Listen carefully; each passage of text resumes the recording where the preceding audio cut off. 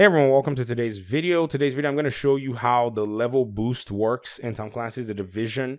Right now, it is worth 200 premium credits, which is somewhere around $2 or so for you to be able to get a boost of your character from level whatever they are to level 30. Now, the trick is this. If you want to boost a character and it's a new character, there are three things that character has to do. You have to, first of all, maybe create the character if you've not done so.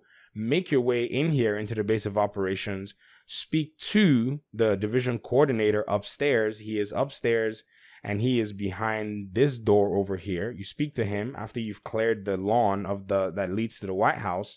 You come back here, you speak to the quartermaster and activate a skill over here and select and equip the skill. And then very next thing you can do is go into the store, go to add-ons, and then you use your level boost if you purchased it.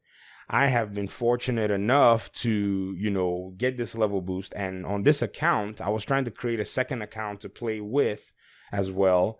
And I've been able to reach, World Tier 5 very easily with that boost. It just takes you through some cutscene and you get straight to World Tier 5, which is actually pretty interesting in my opinion.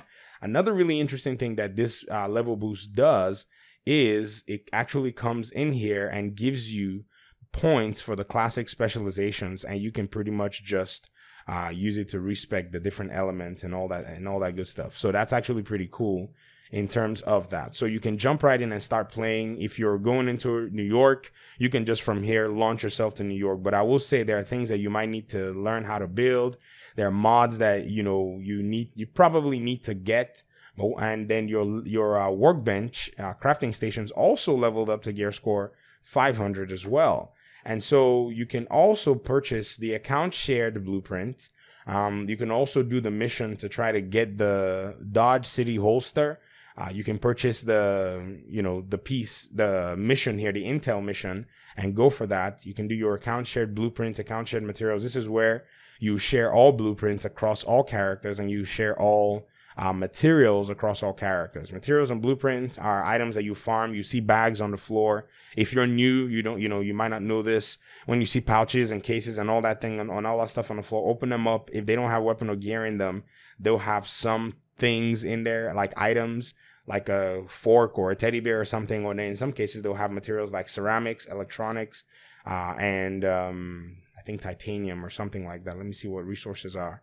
There we go. So you have ceramics, you have polycarbonate, you have carbon fiber, electronics, and then titanium. So these are things that you have. You have a cap of 1,500 per character, and then you can share that across all characters. Now, the really cool thing about this is, and I kept this for this part of the video in case, you clicked off, you can level up 4 characters with it. I got to level up 4 of my characters with it, and I already had a main character that was at level 26. And I did this process and created a new character, and I was able to do this. So this is beneficial for those who are trying to go to a different platform. So like me, I have this on my PlayStation, and when I'm ready to go on PS4 or Xbox One, I have this on Xbox One as well. I don't have an Xbox One console though. When I'm ready to go there, I'm just going to just get that boost, and that's it for me. I'm not going to have to sit there and grind from level 1 through 30. I feel like this is something that they should have done a long time ago, but I think it makes sense right now because, World Tier 5 was going to be the max in sense of, where they were taking the highest world order to in terms of that.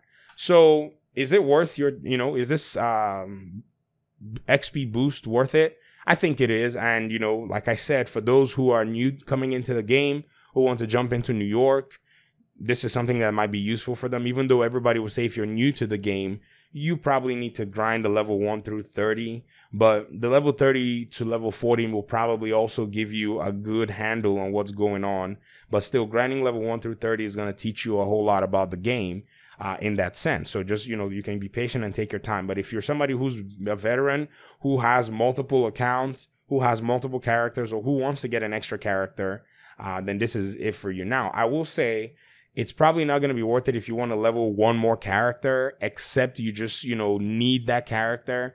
Then definitely what you need to do. Like me on my main account, I have 4 characters, but the 4th character is not fully leveled up, if you understand what I mean. So what I'm going to do is I'm going to use a level 40 boost in order to do that for that character. That character is like in World Tier 1.